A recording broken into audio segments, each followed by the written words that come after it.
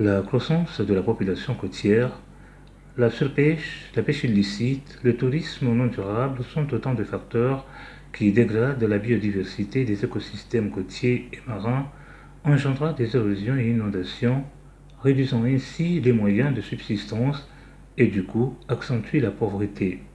C'est ce qui est ressorti de la conférence ministérielle africaine sur les économies océaniques et le changement climatique tenue à Maurice les 1er et 2 septembre dernier.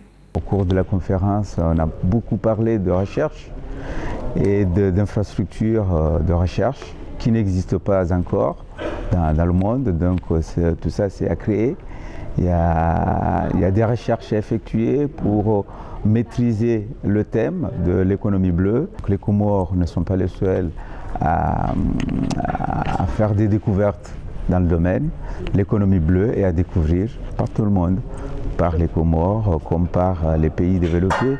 On a réussi à mettre le débat de l'océan au cœur du développement économique.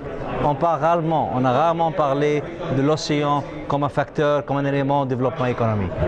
Mais pour parler de ça, on l'a mis aussi dans un cadre de changement climatique et dans le cadre d'un plan d'action. Parce que si on parle seulement des problèmes et on ne trouve pas les solutions, ce n'est pas une bonne façon de faire ce qu'on appelle du développement intelligent. Aux Comores, ces changements climatiques se font sentir tant par la rareté du poisson que par la montée des eaux, pour ne citer que celles-là, qui sont aussi accentuées par l'extraction abusive du sable ainsi que l'ignorance des enjeux qui y sont liés. Je me rends compte que c'est vrai, je détruis l'environnement. Chaque fois que je ramasse du sable, la mer gagne du terrain et bien sûr, c'est irréversible. La mer envahit la terre ferme, mais si je le fais, c'est pour subvenir aux besoins de ma famille. J'ai été à l'école jusqu'en classe de seconde C.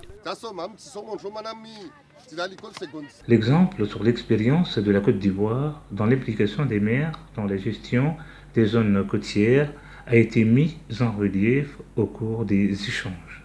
Nous avons demandé donc la mise en place d'un réseau des maires des villes côtières au niveau de l'Afrique.